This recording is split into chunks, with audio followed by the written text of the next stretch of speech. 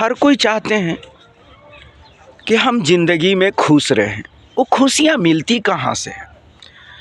वो खुशियाँ सिर्फ पैसों से, धन दौलत से ही नहीं मिलती है, बल्कि वो खुशियाँ एक प्राकृतिक तरीके से भी मिलती है।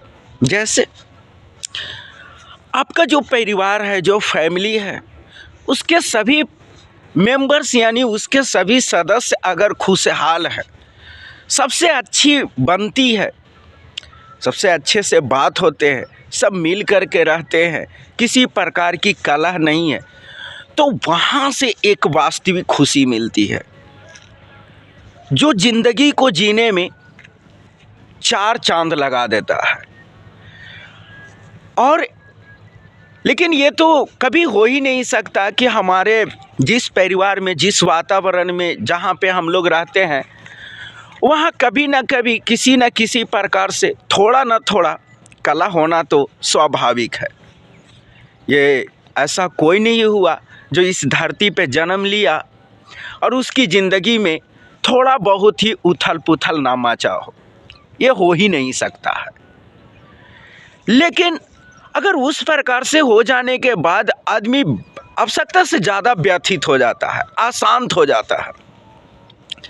लेकिन उससे भी बाहर निकलने की एक तरीका है।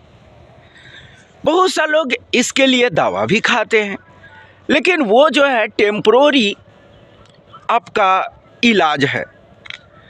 अगर कोई व्यक्ति जैसे एक सुनसान जगह पे, जैसे कोई नर्सरी हो गया, कोई पार्क हो गया, कुछ और भी हम लोगों की खेत खलिहान की कुछ ऐसी वातावरण होता है जहाँ पे जाने के बाद सिर्फ और सिर्फ आपकी आंखों के सामने प्राकृतिक दृश्य ही होती है।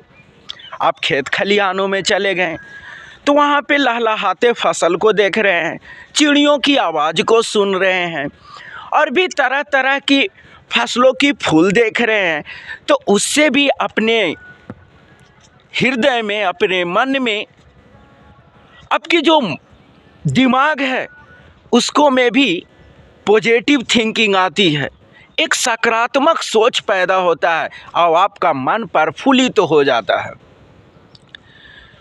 तो ये बहुत अच्छी तरीका है। इसलिए हमेशा आदमी को कम से कम सुबह उठ करके टहलना अति आवश्यक है।